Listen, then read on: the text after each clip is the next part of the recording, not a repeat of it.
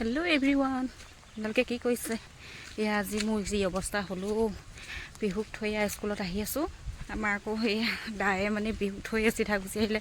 মই আজি ৰ'ম বুলি ভাবিলে নে কি, এতিয়া ৰ'বও ন, গোটেই মানে কামবোৰ আছে যে ঘৰত, সেইকাৰণে গুচি আহিলোঁ। আৰু ছাতি তাতি একো নাই, ইমান ৰ'দ নহয়, সেই তেনেকৈয়ে খোজকাঢ়ি আহি আছোঁ। আৰু মানে ৰ'বলৈও দিগদাৰ ন, ঘৰখনৰ কামবোৰ থাকি যায়। ৰৈ দিলে 1টা বজালৈকে ঘৰ আহি পাওঁ, মানে 1-1:30 বাজিগে। সেইকাৰণে খোজকাঢ়ি আহি আছোঁ অকলে।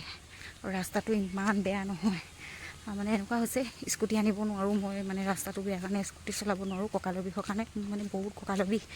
সেই কঁকালৰ বিষৰ কাৰণে ডক্টৰে অকণমান স্কুটি চলাবলৈ মানা কৰি থৈছিলোঁ, হ'লেও চলাইছিলোঁ। এতিয়া আকৌ বিষটো বেছি বাঢ়ি গৈছে যে, সেইকাৰণে চলাবলৈ বাদি দিছোঁ। আমাৰ ৰাস্তাটো এইটো দিছেনে, দেখাম মই কেনেকুৱা ৰাস্তা। চব কিমান বেয়া ৰাস্তা আমাৰ, এতিয়া কেনেকৈ চলাওঁ। ইয়াতকৈ বেয়া আছে মাজে এই অকণমান ভালেই, বহুত বেয়া মানে, সেইকাৰণে চলাব নোৱাৰোঁ স্কুটি। মাহঁতৰ ঘৰ পাইছোঁহি আৰু দেই। মাহঁতৰ ঘৰতে সোমাই ঠাণ্ডা পানী এগিলাচ খাই যাওঁ ঘৰত। একদম বেয়া লাগি গ'লগৈ। 1.5 কিলোমিটাৰমানতকৈ বেছি হয় বিহুহঁতৰ স্কুলৰ পৰা মানে আমাৰ তালৈকে। এতিয়া সোমায়ো মাও অকলে আছিলে কালি, এয়া বোলো আহি আছোঁ আৰু দেই। ঘৰ পোৱাহি নাই, মাহঁতৰ ঘৰৰ পৰা আহি আছোঁ। মাহঁতৰ ঘৰৰ পৰাই ছাতি এটা লৈ ল'লোঁ, ইমান গৰম উঠি গ'ল মানে, একদম চুলি তুলি বান্ধি লৈছোঁ আৰু এয়া আহি আছোঁ। আৰু অকণমান যাব লাগিব আৰু দেই, তাৰপৰাহে পামগৈ আৰু ঘৰ।